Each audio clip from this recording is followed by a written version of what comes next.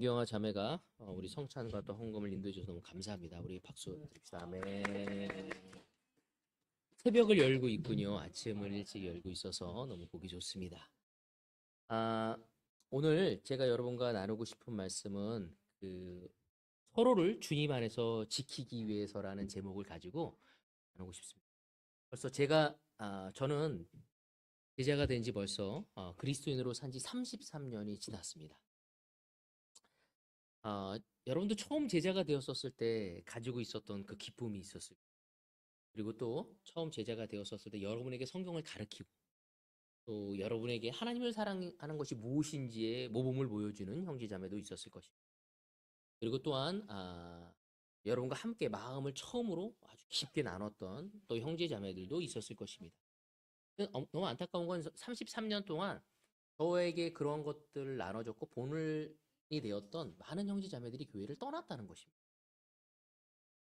제가 처음 세례를 받고 나서 전 틴트 세례를 받았는데 그때 제자가 되어서 제자를 하면서 와, 이것이야말로 정말 이 세상을 바꿀 수 있는 놀라운 것이라고 생각을 했는데 시간이 가면서 하나님을 떠나가는 사람을 보면서 제 믿음이 흔들리고 제 마음이 너무 아팠습니다. 이 사람과 영원히 함께 하고 싶었는데 이들과 함께 천국에 가고 싶었는데 진짜 하늘에 가서 하늘나라에 가서 진짜 꿈을 나누고 싶었는데 우리가 이 땅에서 함께 주고받으면서 그 고생했던 그 많은 것들을 하늘나라에서 추억으로 나누고 싶었는데 근데 너무 안타까운 것은 그들이 제 삶에서 사라지고 그들이 세상으로 갔다는 것입니다. 저는 지금도 지금 대구교회 형제 자매들 또 부산에 있는 형제 자매들 또 분당 또 우리 일산 또 강서와 명동 또 잠실에 있는 많은 형제 자매들이 어, 거의 다 제가 아는 사람들이에요. 제가 오랫동안 서울에 있다가 또 왔기 때문에 그 모든 교회를 또 돌아다녔고 또 거기서 말씀을 전했고 그들 안에서 믿음의 갈등을 겪고 또 실족한 사람들이 있다는 이야기를 들을 때마다 정말 생사를 도려낸 듯한 마음을 느낄 때가 참으로 많습니다. 때로는 그것이 저에게 너무 큰 아픔이고 힘듦으로 다가올 때가 있습니다. 그래서 너무 어려운 그 시간을 보낼 때가 참 많았죠. 그래서 지금도 우리 가운데 누군가 아파하고 누군가 힘들어 했었을 때 제 마음이 너무 힘들고 또 갈등이 될 때가 많습니다. 그래서 하나님께 기도하면서 하나님 도와주시옵소서. 그럼 우리가 더 많은 영혼을 구원하는 것도 중요하지만 바울이 1차 여행, 2차, 3차 여행을 갔던 것처럼 그들의 믿음이 더 성장하고 견고해지기를 바랬던 것처럼 저 또한 그것을 위해 기도하고 있는 가운데 오늘 이 말씀을 어, 저에게 희망이 되었고 내가 더 많은 사람들이 주님 안에서 그들을 지키기 위해서 또 나를 지키고 서로를 지키기 위해서 무엇을 해야 할지 하나님의 말씀은 분명히 우리에게 이야기하고 있는데 우리가 그 부분에 정말 노력해야 한다는 생각을 하게 되었습니다. 히브리서를 같이 보도록 하겠습니다. 죄송합니다. 우리의 개인적인 믿음을 어떻게 해서든지 의도적으로 우리는 현실적으로 성장시키고 싶어 합니다. 왜냐면 우리가 제자기 때문에 그 믿음이 있었을 때 우리가 하나님을 떠나지 않고 교회를 떠나지 않고 생활할 수 있기 때문에. 근데 사실 믿음의 성장이 쉽지 않습니다. 믿음으로 살아야 하는데도 불구하고 믿음으로 참 살아가기 어렵습니다. 믿음은 하나님이 우리에게 복을 주신다는 것을 믿어야 하는 것이고 또 하나님이 우리를 인도하시고 또 우리를 통해 너무나 놀랍게 하나님께 영광을 돌리는 걸 믿어야 하는데 지금 현실에 내 삶이 어렵고 나에게 낙담이 되어지고 나에게 상처가 있었을 때 참 그것을 바라보기가 너무 어렵다는 거죠. 근데 하나님도 그것을 너무나 잘 알고 있었습니다. 그렇기 때문에 우리를 격려하고 싶었고 우리에게 힘을 주고 싶어 하셨죠. 우리 함께 히브리서 3장 12절에 13절 같이 보도록 하겠습니다. 형제자매 여러분, 여러분 가운데 믿지 않는 악한 마음을 품고서 살아계신 하나님을 떠나는 사람이 아무도 없도록 여러분은 조심하십시오. 오늘이라고 하는 그날 서로 권면하여 아무도 죄의 유혹에 빠져 완고하게 되지 않도록 하십시오. 이 히브리서 기자는 우리에게 얘기하고 있습니다. 오늘이라는 시간이 있을 동안에 서로를 권면하라고 이야기하고 있습니다. 왜? 굉장히 흥미로운 것은 성경에서 뭐냐면 아무도 하나님을 떠나는 사람이 없도록 하라고 얘기하고 있죠. 그러니까 여러분 가운데 조금 떠날 수 있도록 그렇게 얘기하지도 않고 아무도 하나님을 떠나는 사람이 없도록 하기 위해서 무엇을 해야 하는지 오늘이라고 하는 동안 오늘이라는 시간 동안 그날 서로를 권면했었을 때 아무도 죄의 유혹에 빠져 완고하게 되지 않도록 조심하라. 저는 이 이야기가 제 앞에 굉장히 강하게 다가왔습니다. 이렇게 되지 않기 위해서 해결책이 뭐냐면 서로 매일 권면하라는 거죠. 그러면 하나님에게 돌아서는 사람이 없을 거예요. 아무도 죄의 유혹에 빠져 완고하게 되지 않을 거래요. 어떻게 했었을 때요? 오늘이란 시간 동안 그날 서로에게 권면했었을 때, 다시 말해서 한 사람이 다른 사람에게 영적인 용기를 줄 때 그건 굉장히 놀라운 변화를 가져갈 수 있다는 것을 의미하는 것입니다. 서로 권면하라. 여러분 영어로 보면 서로 encourage, 서로 격려하라고 나와 있습니다. 우리나라 말로는 격려하라고 나와 있는데 제가 이거를 그래서 그 헬라어로 좀 찾아봤는데 찾아보니까 뭐냐면 파라칼레오라는 단어를 사용하고 있습니다. 근데 이 단어의 뜻이 뭐냐면 소청하다, 또 권하다, 권면하다, 격려하다, 애원하다, 강구하다는 거죠. 근데 여기에 그 파라칼레오라는 단어를 두 개의 그 단어가 합쳐져서 이루어진 건데 여기에서 파라라는 단어는 곁에라는 뜻을 가지고 있습니다. 그리고 칼레오라는 단어는 부르다라는 뜻을 가지고 있어요. 그러니까 이거를 합쳐서 얘기하면 자기 곁에 부르다는 뜻이에요. 권면하다는 게 격려하다는 게 뭐냐면 내 옆에 부르다는 거예요, 그 사람을. 그래서 결론적으로 말하면 자기 곁에 불러서 훈계하고 격려하고 강구하고 애원하고 그리고 서로 권하는 것이 바로 칼레오라는 단어의 의미입니다. 여러분 서로 만나서 옆에 앉혀서 훈계도 하고 격려하고 강구하고 애원하고 원하고 사랑하고 이 모든 것이 무엇을 하는 거라고 얘기할 수 있죠, 우리가? 맞아요. 교제하는 거라고 얘기해요. 그러니까 이 말은 뭐냐면 교제를 통해 우리가 서로 교제하는 것을 통해 하나님에게서 돌아서는 사람이 없을 거라고 얘기하죠. 이 교제를 통해 사람들이 아무도 죄를 짓지 않을 수 있도록 할 수 있는 것이 왜 죄를 졌더라도 훈계하고 격려하고 서로 간구하고 애원하면서 죄에서 돌아설 수 있도록 도와줄 수 있기 때문인 거죠. 그래서 한 사람이 다른 사람에게 영적 용기를 줄 때 여기는 굉장한 영적인 파워, 놀라운 능력이 발휘되어짐을 이야기하는 것입니다. 그래서 초대교회에서는 이 교제의 파워가 굉장히 놀라웠습니다. 그러니까 예배 안에는 교제가 있어야 하는 것이죠. 그러니까 예배는 말씀만 보고 성찬만 하고 가는 것이 아니라 함께 식사하고 마음을 나누고 서로의 삶을 나누는 것이 너무 중요한 것이었습니다. 그래서 사도행전에 보면 그 이야기가 너무 잘 얘기하고 있죠. 여러분 로마 시대에 기독교가 퍼지기 시작할 때 이 로마라는 배경을 가지고 있었습니다. 근데 이 로마 시대에는 기독교인들이 생활하기가 너무 어려웠죠. 아주 본격적인 핍박이 시작된 때가 언제였죠? 맞아요. 네로 황제 때입니다.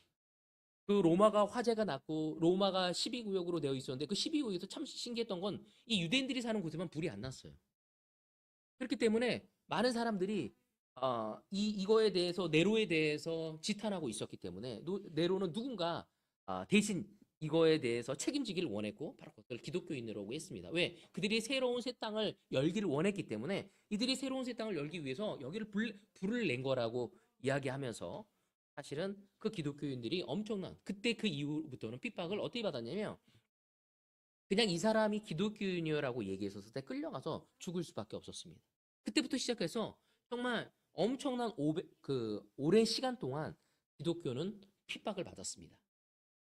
근데 콘스탄틴 황제가 기독교를 공인하기 이전까지 거의 한 300년 동안 313년 전까지 기독교는 엄청난 핍박을 받은 거였죠. 근데 그들이 살아남을 수 있었던 것은 함께 교제의 공동체가 있었기 때문이었습니다. 핍박이 가해지면 가해질수록 어려우면 어려울수록 바로 이 교제가 아주 강력하게 그들의 삶을 움직일 수 있었던 것이었습니다. 지금도 너무 신기하게 생각되어지는 거죠. 다시 말해서 이 히브리서 기자가 왜 이야기를 하는지 아무도 하나님을 에게 돌아서지 않게 하고 죄를 짓지 않기 위해 우리에게 필요한 것이 권면, 서로에게 삶의 그 교제라는 단어가 권면이란 단어를 통해서 우리에게 보이는 건 뭐냐면 그냥 나이스한 교제가 아니었어요. 그냥 안녕 잘 지내 이것이 아니라 우리의 삶에 서로 들어가서 격려하고 위로하고 서로 애원하고 회복시켜주고 하는 것이 바로 교제였다는 것입니다. 이 교제는 너무나 좋은 것이었고 파워풀했어요. 정말 사람들이 핍박을 받다 할지라도 그 공동체에 가서 격려를 받는 것이 너무 큰 힘이 되었던 것입니다. 바로 그 공동체 속에서 그 교제 속에서 내가 주고 내가 받을 수 있는 것이 그것을 통해 믿음이 성장하고 또 그들의 마음이 성장할 수 있었던 것이죠. 교제를 통해 마음이 약한 사람들이 또 필요가 있는 사람이 그것을 채워갈 수 있었던 것입니다. 그래서 바울이 교제에 대해서 말할 때는 너무나 놀라운 확신을 가지고 이야기합니다.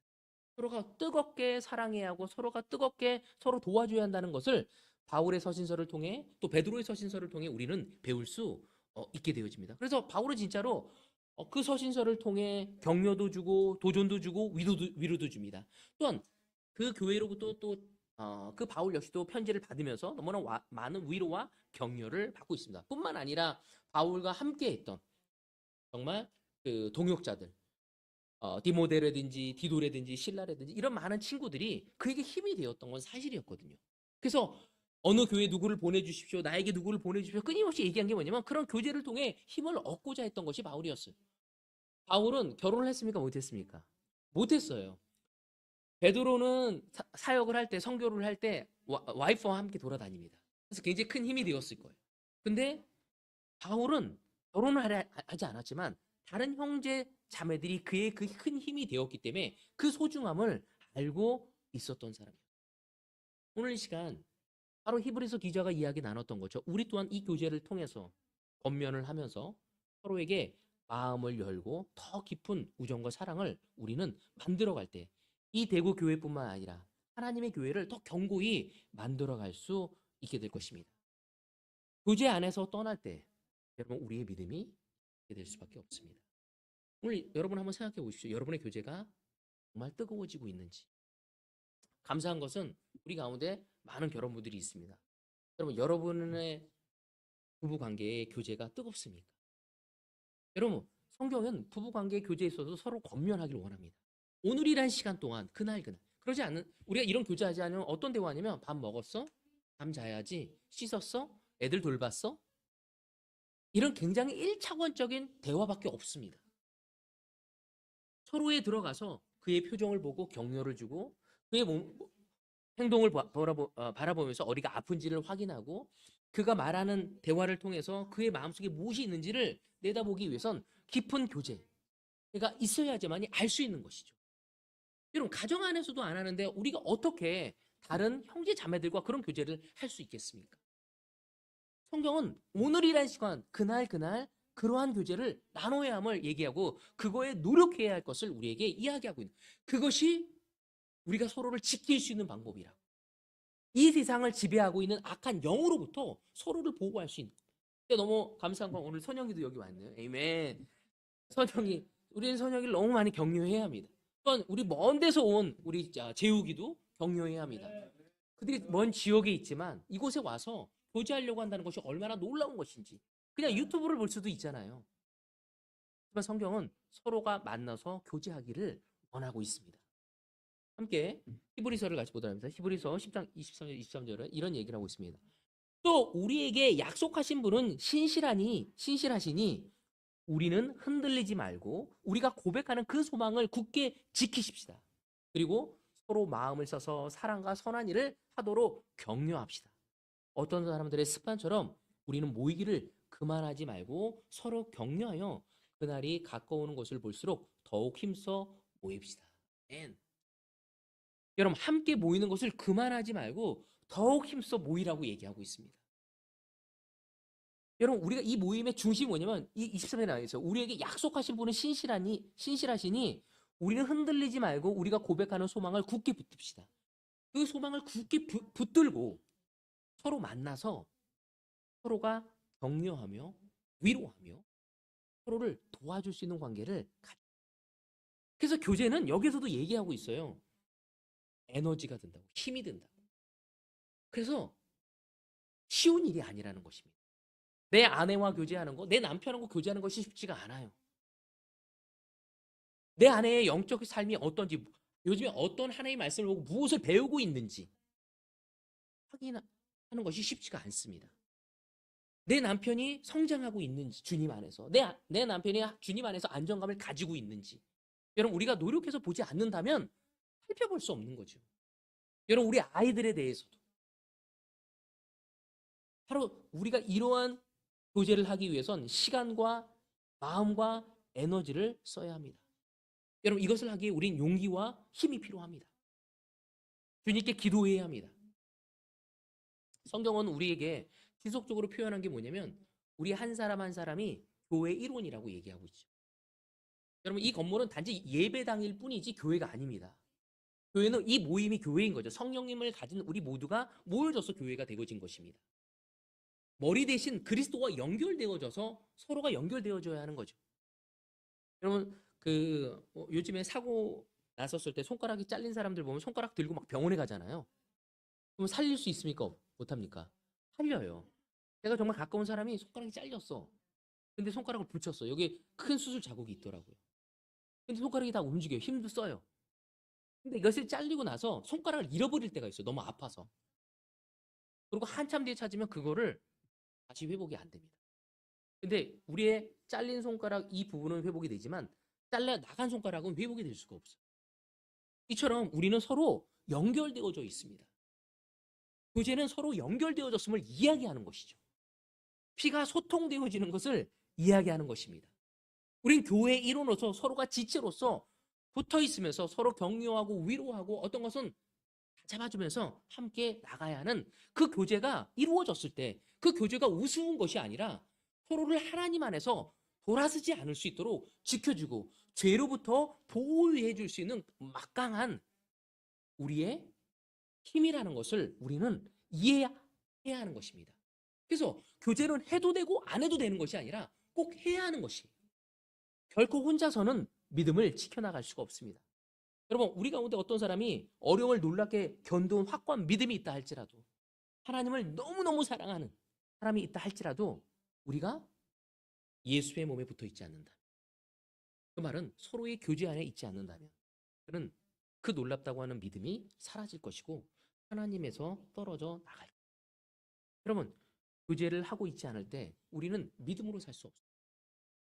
여러분, 잘 생각하죠. 우리가 제자 삶을 살아오면서 그리스도인 삶을 살아오면서 우리 가운데 점점 믿음을 실족하고 떠난 사람들을 보면은 거의 다 교제 안에 들어와 있지 않은 사람들. 혼자만의 생각이 커지고 혼자만의 있기를 원하는 사람. 우리는 서로 함께 모여서 우리의 생각과 마음을 나누며 하나님께 영광을 돌려야 할 사람으로 불림을 받은 사람이라는 거예요. 그러니까 결코 혼자서는 세상에 왜 멀리 있는 사람들이 예배를 보러 오겠습니까? 아마 여러분이 정말 우리 선영 자매한테도 물어보고 재욱 형제한테도 물어보면 좋을 것 같아요. 그 이유가 뭐냐면 필요가 있기 때문이거든요. 그냥 유튜브로 보고 예배 드릴 수 있는 거잖아요. 교제라는 것은 그만큼 중요한 것입니다. 사도행전 2장 35절에 보면 이런 얘기를 하고 있습니다. 나는 모든 일에서 여러분에게 본을 보였습니다. 이렇게 힘써 일해서 약한 사람을 도와주는 것이 마땅합니다. 그리고 주 예수께서 친히 주는 것이 받는 것보다 복이 있다 하신 말씀을 반드시 명심합시다. 여러분, 우리가 주겠다고 생각하고 마음을 먹고 교제할 때 우리는 더 많은 것을 얻을 수 있다고 성경은 이야기하고 있습니다. 또한 잠언 11장 25절에 보더라도 남에게 베풀기를 좋아하는 사람이 부유해지고 남에게 마실 물을 주면 자신도 갈증을. 여러분, 우리가 많은 경우 모임에 가고 싶지 않고 교제하고 싶지 않을 때가 언제입니까? 그건 우리의 믿음이 점점 작아질 때입니다. 하지만 우리가 뭔가 주겠다고 결정하고 갈 때 너무 재밌는 건 내가 준호에게 주겠다고 갔을 때 준호에게 더 많은 것을 받습니다. 내가 장창에게 주겠다고 할 때 더 많은 것을 받을 수밖에 없는 거죠. 그러니까 우리가 준 것보다 더 많은 것을 받을 수밖에 없는 것이 교제인 것입니다. 하나님은 그것을 통해 우리가 살아가고 또 하나님의 놀라운 영향력을 보이고 이 땅의 빛과 소금의 역할을 하고 교회가 교회로서의 그 기능을 살려가기를 원하고 있는 것입니다. 자, 그렇다면 어떻게 우리가 교제를 해야 할까요? 교제가 이제 필요하다는 건 분명히 알았어요. 서로 권면해야 한다는 것. 그것이 교제의 연장이고 해야 할 아주 큰 키라는 것을 알았습니다. 첫 번째는 포인트가 뭐냐면 만나서 우리는 격려해야 한답니다. 여러분, 먼저는 여러분 배우자를 격려하고 있습니까? 아니면 격려하기보다는 단점을 보고 야단치려고 합니까? 그리고 단점을 보고 서로에게 진짜 자극을 주려고 합니까? 너는 왜 이 모양이니? 라고 하면서 자극을 주려고 합니까? 하나님은 먼저 그리스도인들 안에서는 서로가 먼저를 첫 번째 만나야 하고 두 번째가 격려해야 하는 거죠. 그러니까 만나는 조건이 뭐냐면 격려하기 위한 거예요. 그래서 함께 식사도 하고 기도도 하고 함께 말씀도 나누고 즐거운 시간도 보내고 차와 커피를 마시면서 대화도 나누는 것입니다. 오늘 그 몇몇 사람들이 휴가를 떠나서 지금 다들 그 외국에 나간 사람도 있고 이렇게 간 형제자매들이 있는데 박수영 형제가 오늘 이 자리에 없는데 휴가를 가서 휴가 첫날에 저에게 연락을 해서 만나자고 했습니다. 그래서 같이 만났어요. 그랬더니 우리 수영 형제가 이러더라고. 제가 아주 그 극한 직업을 가지고 있는 사람으로서 어, 목사님에게 극한 직업을 가진 목사님에게 식사를 대접하고 싶습니다. 그래서 자기는 육체적인 극한 직업을 가지고 있는데 목사님은 정신적인 극한 직업을 가지고 있습니다. 그래서 그 식사를 대접하고 싶다 그래서 만나서 아주 맛있는 갈비탕을 제가 얻어 먹었습니다. 그리고 정말 기쁜 교제도 나누고 마음을 나누면서 어떤 얘기를 했냐면 정말 수용의 삶이 얼마나 놀라운 변화를 가졌는지, 예전의 삶이 어땠는지, 지금의 삶이 어떻게 변했는지, 삶 자체가 완전히 바뀐 것들을 나누면서 정말 수용이가 하나님께 감사하고 있고 이것이 얼마나 놀라운 것인지를 알고 있구나라는 걸 제가 깨닫게 되었어요. 그러면서 저도 너무나 큰 격려를 받았어요. 그러면서 진짜 그 목사님이 항상 말씀하시기에 너무 큰 은혜를 받았다는데 우리 교회에서 가장 큰 은혜를 받은 사람이 제가 생각할 때는 목사님 다음으로 임태화 형제입니다. 임태화 형제가 엄청난 진짜 예전상과 진짜 제자성이 완전히 바뀌었어요. 근데 그 다음에 자기라고 넘버 3라고 자기가 넘버 3라고 얘기하면서 근데 이제 조만간에 제가 임태화 형제를 따라잡을 겁니다 하면서 막 이야기를 하더라고. 그래서 제가 얘기를 들으면서 너무 큰 격려가 되었어요. 와, 이 친구가 참 은혜를 알구나. 그래서 제가 너무 큰 격려를 받고 힘이 되었습니다. 여러분 이렇게 교제가 그냥 식사만 하는 것이 아니라 우리가 함께 모여서 당구도 쳤고 또 차도 마셨고 식사도 하면서 한 2시간 정도 시간을 보냈지만 그 시간에 그 세 가지를 다 하면서 너무 가까워질 수 있었고 서로의 믿음의 확신을 더 돈독히 할 수 있는 관계를 갖게 돼요. 그래서 우리가 끝나면서 하는 말이 뭐였냐면 진짜 우리가 받은 이 은혜를 더 많은 사람에게 나눠줄 수 있는 하면서 우리가 헤어지게 되었어요. 오늘 여러분에게 전하고 싶은 거 내 믿음을 지키고 다른 사람을 지키기 위해서 교제에 힘을 쓰십시오. 만나서 격려하십시오. 그래서 격려하기 위해서 제가 팁을 몇 가지 좀 드리고 싶은데 여기다 적나라고 못 적었는데 첫 번째 뭐냐면 말씀을 사용하십시오.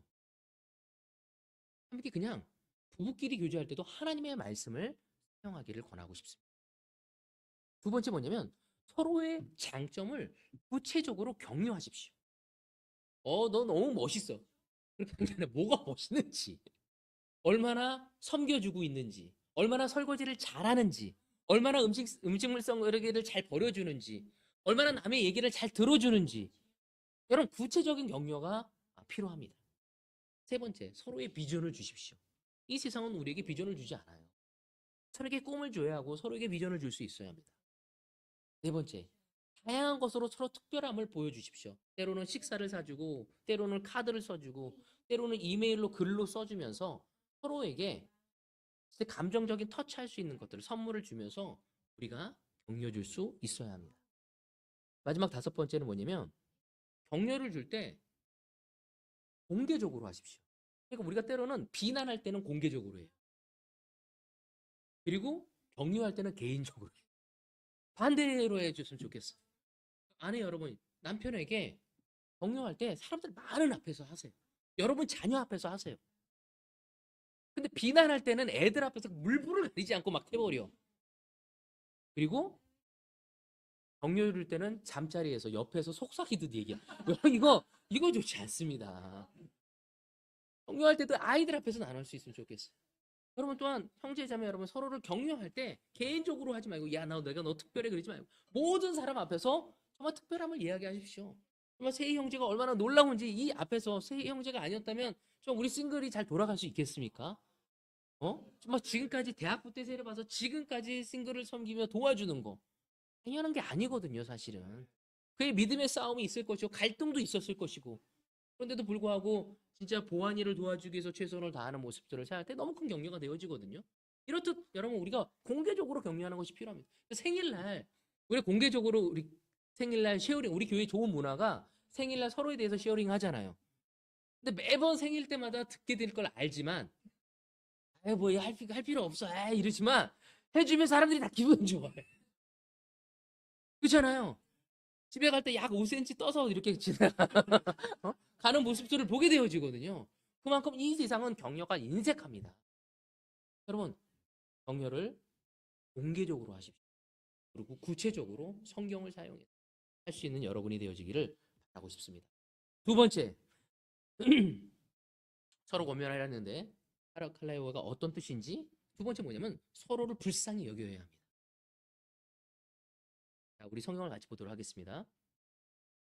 마가복음 6장 34절 예수께서 배에서 내려서 큰 무리를 보시고 그들이 마치 목자 없는 양과 같으므로 그들을 불쌍히 여기시다. 그래서 그들에게 여러 가지로 가르치기 시작.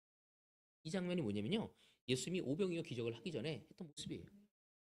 예수님이 사람들에게 가르쳤고 그리고 이제 좀 쉬게 하려고 했어요. 예수님도 쉬려고 했고 제자들도 쉬게 했어요. 근데 사람들이 막 또 몰려왔어. 그들이 뭐라고 했냐면 그들에게 먹을 거를 주. 너희들이 주라. 예수님은 불쌍히 여겼기 때문에 자기가 지쳤건 뭐하는 건 상관없이 그들을 돕고자 하는 마음이 있으셨습니다.